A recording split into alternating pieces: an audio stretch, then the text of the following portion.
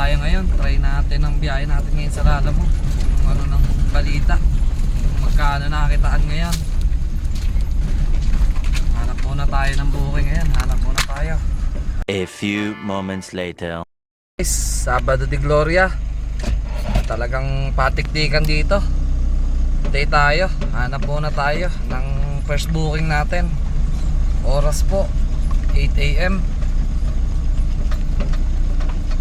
8:46 AM. A few moments later. Yun guys, sa haba-haba man ng naghintay tayo ng konting oras, siguro mga 10 minutes nakakuha na tayo ng booking.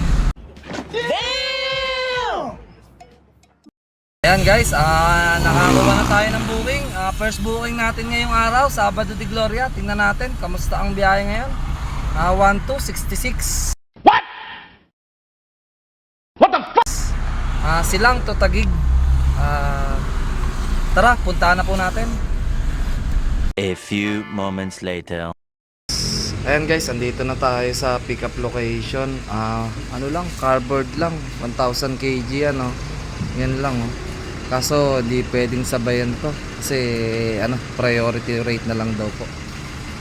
Oh my god! Wow! Guys, eto, lakad na tayo. Napakaluwag, napakagaang. Yan lang siya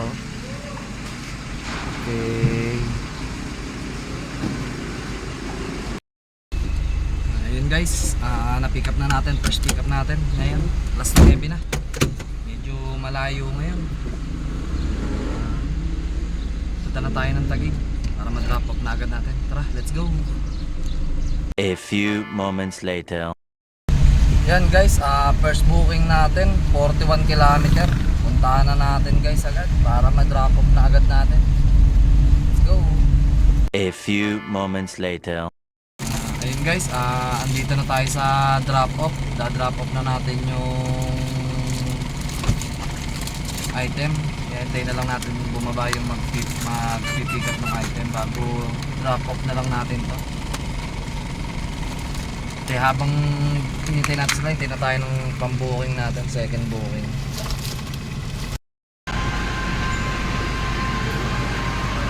Ayan guys, nagbababa na tayo ng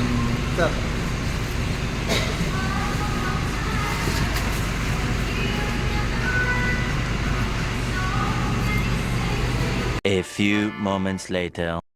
Ayan guys, hintay na tayo ng second booking natin. Medyo wala ngayon, holiday. Wala masyadong nagpa-pop up. Hintay lang tayo. Ayan guys, isang oras tayo naghintay. Nakakuha din tayo kahit pabalik ng pauwi ng malapit sa area natin. Ayan, nakakuha na tayo. Tara, puntahan na natin, pick upin na natin. Baka maunahan pa ng iba. Yan na guys, second booking na pick up na natin guys. Pick upin natin, frozen food to guys, frozen food. Okay, let's go na.